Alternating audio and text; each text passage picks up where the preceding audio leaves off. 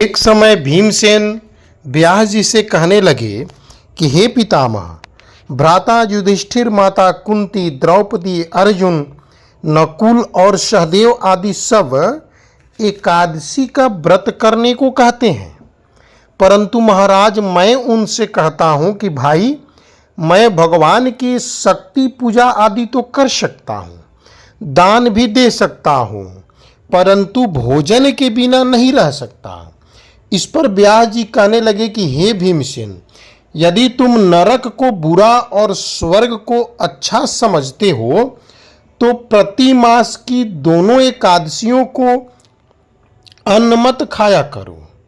यह सुनकर भीम कहने लगे कि हे पितामह, मैं तो पहले ही कह चुका हूँ कि मैं भूख सहन नहीं कर सकता।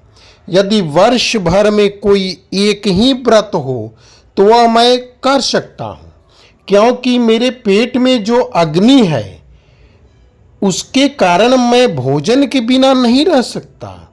भोजन करने से वह शांत रहती है, इसलिए पूरा उपवास तो क्या, एक समय भी भोजन के बिना रहना बड़ी कठिन है।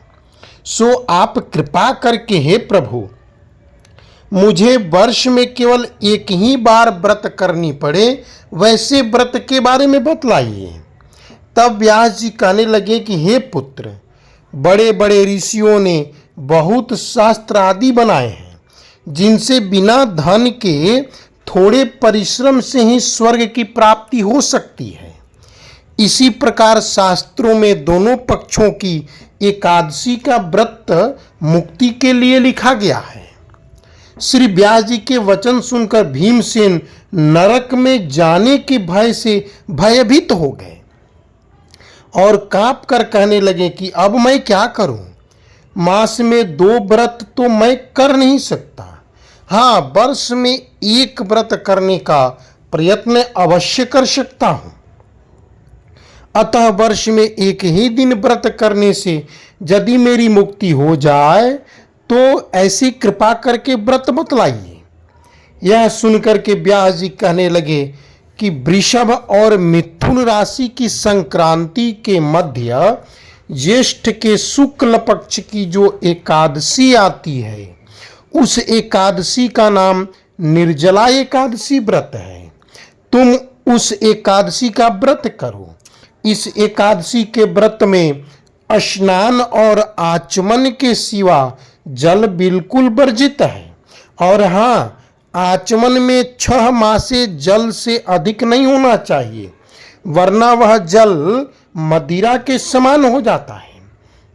इस दिन भोजन नहीं करना चाहिए, क्योंकि भोजन करने से व्रत नष्ट हो जाता है।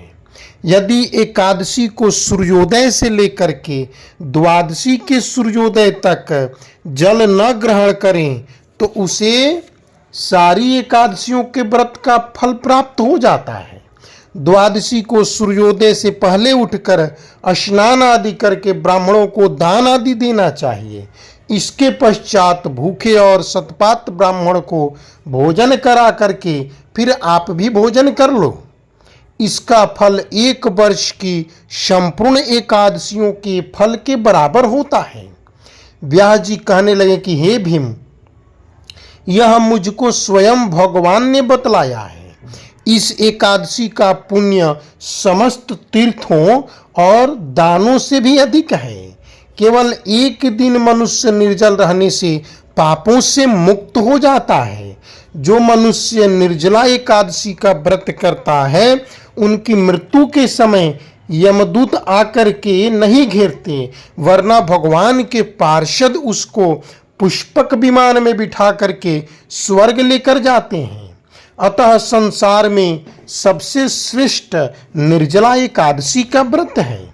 इसलिए तुम यत्न के साथ इस व्रत को करो। उस दिन ओम नमो भगवते वासुदेवाय इस मंत्र का उच्चारण करना और गौ का दान करना चाहिए। इस प्रकार व्यास जी की आज्ञा अनुसार भीमसेन इस व्रत को किए। इसी कारण निर्जला एकादशी को भीमसेनी या पांडव एकादशी भी कहा जाता है। इस दिन भगवान से प्रार्थना करते हैं कि हे प्रभु, आपकी इस निर्जला एकादशी व्रत को करता हूँ, आपकी कृपा हमारे ऊपर सदैव बनी रहे, ऐसा ध्यान करते हैं। और हे भीम, आज के दिन निर्जला एकादशी व्रत के दिन शर्करा युक्त जल घड़े में भर करके वस्त्र से ढक करके ब्राह्मण को दान करना चाहिए। साथ ही पंचांग, वस्त्र और उपानह दान करना चाहिए। जो मनुष्य इस व्रत को करते हैं उनको करोड़ों पल सोने के दान का फल मिलता है।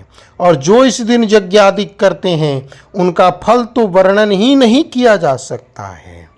जो इस दिन मनुष्य अन्न खाते हैं वे चंडाल योनि को प्राप्त करते हैं और नरक में जाते हैं। निर्जला एकादशी का व्रत किया है वह चाहे कितना भी अनिष्ट कार्य किए हों, समस्त पाप समाप्त हो जाते हैं। हे कुंती पुत्र, जो पुरुष या स्त्री श्रद्धापूर्वक इस व्रत को करते हैं उनको निम्न कार्य करनी चाहिए। प्रथम भगवान का पूजन, फिर कथा श्रवण करते हुए गोदान, मिष्ठान और दक्षिणा देनी चाहिए। जल से भरे कलश का दान अवश्य करना चाहिए। निर्जला के दिन अन्न, वस्त्र, उपानह आदि का दान भी करना चाहिए। जो मनुष्य भक्ति पूर्वक इस कथा को पढ़ते या सुनते हैं उनको निश्चय ही स्वर्ग की प्राप्ति होती है। जय श्री कृष्णा। श्री राधे राधे।